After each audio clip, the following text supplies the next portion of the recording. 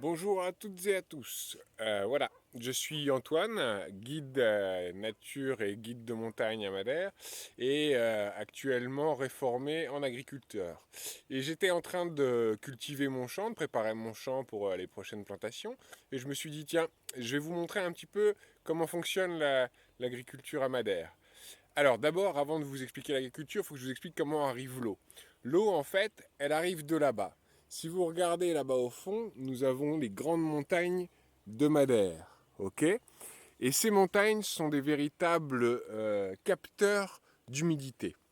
Vous voyez qu'il y a des nuages qui se sont formés là-haut.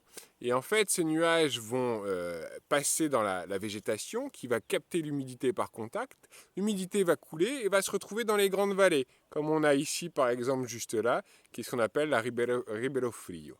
De cette vallée arrive l'eau. Et en fait, les Portugais, ce qu'ils ont fait, eh bien, ils ont créé ce qu'on appelle une levada. La levada, c'est le canal d'irrigation que vous pouvez voir juste là à côté, qui va chercher l'eau au fond des vallées. Vous voyez, il y a la vallée tout au fond, elle va chercher l'eau, elle fait plusieurs dizaines de kilomètres des fois, cette levada, et elle va chercher l'eau au fond des vallées. Et ensuite, c'est un véritable réseau sanguin qui se forme, puisqu'elle coule le long au-dessus des villages, plutôt au-dessus des villages, et au fur et à mesure, elle va pouvoir irriguer les champs que l'on va trouver.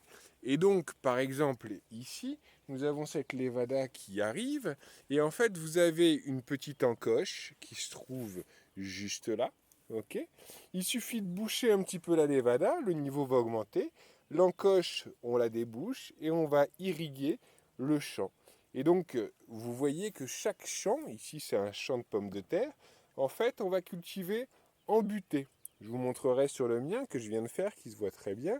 Et en fait, ici, on n'a plus qu'après boucher la levada secondaire qui arrive par ici en dessous.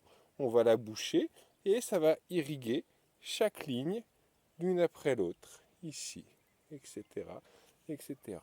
Un moyen simple et efficace de pouvoir irriguer les champs portugais, les champs de Madère.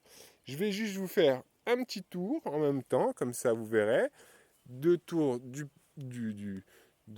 par chez nous. Ici, nous avons les grandes montagnes, sans roc, et je vous emmène jusqu'à mon jardin, ou une partie en tout cas du terrain que j'utilise. Ok.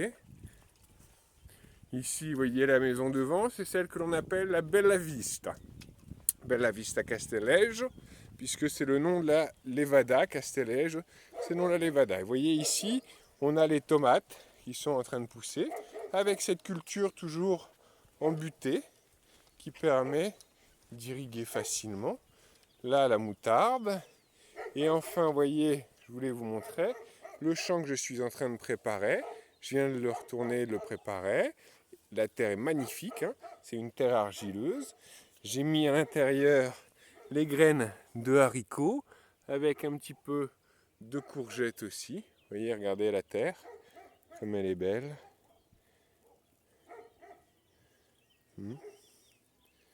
Et il n'y a plus qu'à recouvrir et c'est parti.